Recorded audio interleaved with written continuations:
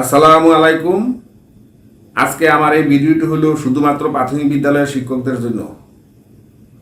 যেহেতু আপনি প্রাথমিক বিদ্যালয়ের মহান পেশায় নিয়োজিত, সেহেতু আপনাকে অনেক অনেক ধন্যবাদ। একজন প্রাথমিক বিদ্যালয়ের শিক্ষককে তার শ্রেণী পাঠদান ছাড়াও আরও কিছু বাড়তি কাজ করতে হয়। সেই কাজগুলো প্রাথমিক শিক্ষা অধিদপ্তরের ওয়েব পেজে প্রাইমারি স্কুল সিস্টেমে দেওয়া আছে। কিভাবে একজন নতুন শিক্ষকের তথ্য প্রাইমারি স্কুল সিস্টেমে এন্ট্রি করতে হয় এবং তার সময় সময় আপডেট করতে হয়, এবং প্রাইমারি স্কুল সিস্টেমে আরও দেওয়া আছে কিভাবে বিদ্যালয়ের বৈধত্বে এন্ট্রি করতে হয় এবং তার সময় সময় আপডেট করতে হয়। আর আপনার দেওয়া তথ্যের উপর ভিত্তি করে ঊর্ধ্বতন কর্তৃপক্ষ তথা সরকার প্রাথমিক শিক্ষার উন্নয়ন কল্পে প্রয়োজনীয় সিদ্ধান্ত গ্রহণ করে থাকেন। আসুন বন্ধুরা, আমরা আমাদের মূল কাজ শুরু করি।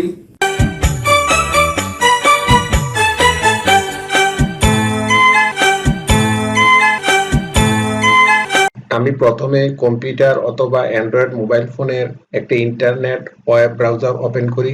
যেহেতু আমি মজিলা ফায়ারফক্স ব্রাউজারটি ব্যবহার করছি, সেহেতু আমি মজিলা ফায়ারফক্স ব্রাউজারটি ওপেন করছি।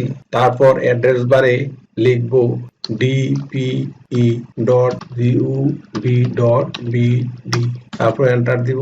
দেখুন, এন্টার দেওয়ার সাথে সাথে প্রাথমিক শিক্ষা অধিদপ্তরের পেজটি ওপেন হয়েছে।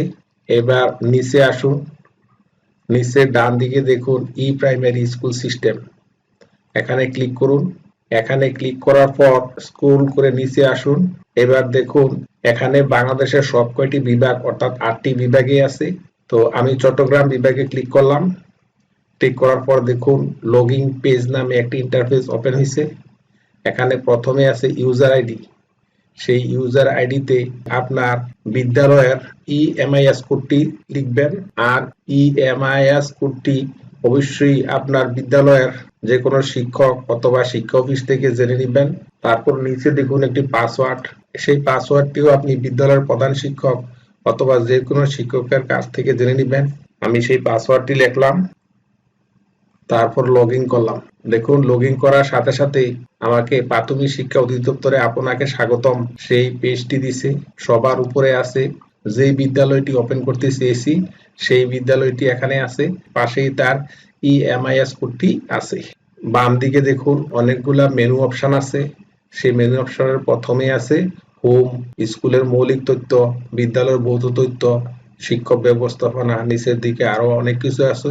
আমি যেহেতু এখানে তথ্য আপডেট করব, সেজন্য আমি শিক্ষক ব্যবস্থাপনা ক্লিক করলাম। এখানে আছে শিক্ষক শিক্ষিকার তথ্য, শিক্ষক শিক্ষিকার তথ্য সার্চ, শিক্ষক তথ্য প্রিন্ট। আমি প্রথমেই শিক্ষক শিক্ষিকার তথ্য ক্লিক করলাম। বরুড়া পৌর আদর্শ সরকারি প্রাথমিক বিদ্যালয়ে প্রবেশ করেছি।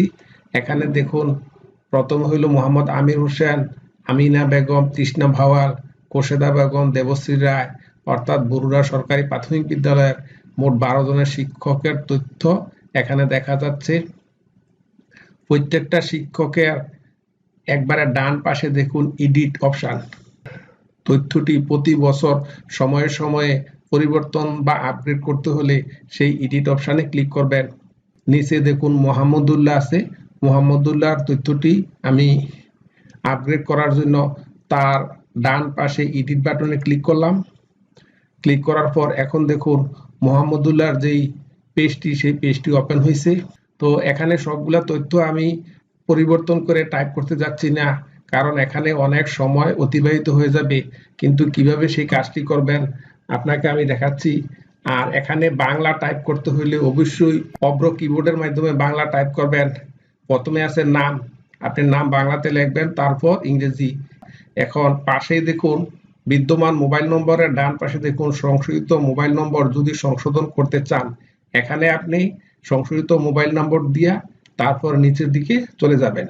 এখন নিচের দিকে দেখুন ভোটার আইডি নম্বর, পিতার নাম পিতার ভোটার আইডি নম্বর, মাতার নাম মাতার ভোটার আইডি নম্বর, ধর্ম, এগুলা কোনো কিছুই সাধারণত পরিবর্তন হয় না।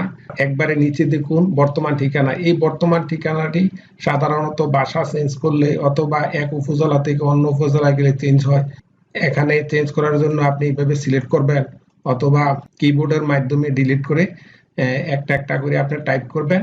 আপনার প্রয়োজনীয় তথ্য পরিবর্তন করার পর যখন দেখবেন এই পৃষ্ঠার সমস্ত তথ্য আপনি সংশোধন করে ফেলেছেন, তখন পরবর্তী যে নিচে একটি অপশন আছে সেই অপশনে ক্লিক করবেন। ক্লিক করার পর এখন দেখুন বর্তমান পদের নাম, এরপরে বর্তমান কর্মস্থলের নাম। তো বর্তমান কর্মস্থলের নামটিও চেঞ্জ হয় কখন, যদি আপনি বিদ্যালয় চেঞ্জ করেন, তখন এখানে আপনি আপনার নতুন বিদ্যালয়ের নাম দিয়ে দিবেন, এরপরে সংযুক্ত যেখানে তা উল্লেখ করবেন, পোস্ট যেখানে তা উল্লেখ করবেন। তারপর নিচে দেখুন প্রতিটা শিক্ষাগত যোগ্যতা একবারে ডান পাশে একটা ডিলিট বাটন আছে। এই ডিলিট বাটনে ক্লিক করে আপনি ওই রোটাকে ডিলিট করবেন।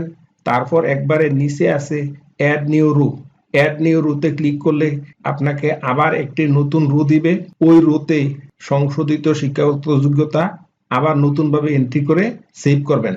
এরপরে নিচে দেখুন বৈবাহিক অবস্থা, এগুলা ঠিক আপনি আগের মতো সংশোধন করবেন। তার নিচে দেখুন চাকরি পূর্বক অথবা চাকরিরত সকল প্রশিক্ষণের বিস্তারিত বিবরণ। এখন আপনি যদি কোনো নতুন প্রশিক্ষণ গ্রহণ করে থাকেন, সেই তথ্যটি অ্যাড নিউ রোতে ক্লিক করলে আরেকটি রো দিবে, ওই রোতে আপনি এন্ট্রি করবেন। এরপরে নিচের যে একটি টেবিল আছে, সেই টেবিলটি হলো সন্তানের বিবরণ। এখানে বর্ণিত শিক্ষকের একজন সন্তানের বিবরণ দেওয়া হয়েছে, মুস্তাকিন মাহমুদ শামীম। তার জন্ম তারিখ দেওয়া আছে কিন্তু জন্ম নিবন্ধীকরণ দেওয়া হয় নাই। এখন যদি পরবর্তী পর্যায়ে জন্ম নিবন্ধীকরণ তথ্যটি দিতে চান, এডিট অপশনে ক্লিক করে তারপর তার জন্ম নিবন্ধীকরণ নম্বরটি বসাবেন। আর যদি নতুন কোনো সন্তানের তথ্য আপনি দিতে চান, তখন অ্যাড নিউ রোতে ক্লিক করবেন। যেমন আমি অ্যাড নিউ রোতে ক্লিক করে দেখাচ্ছি। ঠিক এখানে কার্যকর কিনা, এই কার্যকর হইলে কার্যকর লিখবেন, তারপর সন্তানের নাম, জন্ম তারিখ, জন্ম নিবন্ধন দিবেন, দেওয়ার পর তারপর সেভ অপশনে ক্লিক করবেন। তারপরে নিচের যে অপশন এখানে আছে শিক্ষকের ছবি, যদি তার ছবিটি পছন্দনীয় না হয় অথবা আরো একটু উন্নত মানের ছবি সে সংযোজন করতে চায়, ব্রাউজে ক্লিক করে আপনার ছবিটি পূর্ব থেকে কম্পিউটারের যে কোনো ড্রাইভে সেভ করে রাখবেন, এখান থেকে পছন্দ করে তারপর ছবি আপলোড করবেন। এখন সমস্ত তথ্য সঠিকভাবে হালফিল করার পর আবার ভালোভাবে দেখবেন। তারপর নিচে সমর্পণ করুন একটা অপশন আছে, সেই অপশনে ক্লিক করুন। ক্লিক করার পর একটি মেসেজ আসবে, সেই মেসেজটি হলো প্রক্রিয়াটি সম্পূর্ণ হয়েছে। নিচে আরেকটা লেখা দেখেন, সাফল্যের সাথে তথ্য সংরক্ষণ করা হয়েছে, প্রক্রিয়াটি সম্পূর্ণ হয়েছে। অর্থাৎ এখন থেকে আপনার পুরানো তথ্যটি আবার নতুনভাবে প্রাথমিক শিক্ষা অধিদপ্তরের প্রাইমারি স্কুল সিস্টেমে সেভ হয়ে গেল। এখন এই তথ্যটিকে আমি প্রিন্ট করতে হলে শিক্ষক ব্যবস্থাপনায় শিক্ষক শিক্ষিকার তথ্য প্রিন্টকরণে যেতে হবে। আপনি এখান থেকে তথ্যগুলো প্রিন্ট করুন। নিচে একটা অপশন আছে, এখানে ক্লিক করলেই আপনার তথ্যগুলো প্রিন্ট হয়ে যাবে। আশা করি সম্মানিত শিক্ষক মহোদয় আমার এই ভিডিওটি শুরু থেকে শেষ পর্যন্ত দেখেছেন। যেহেতু আমি প্রায় কম্পিউটার সংক্রান্ত এবং প্রাথমিক শিক্ষা উন্নয়ন ও প্রাথমিক বিদ্যালয়ের শিক্ষকদের কলারার্থে বিভিন্ন রকম ভিডিও আপলোড করে থাকি, তাই আপনি আমার চ্যানেলে এখনই সাবস্ক্রাইব করুন। ধন্যবাদ।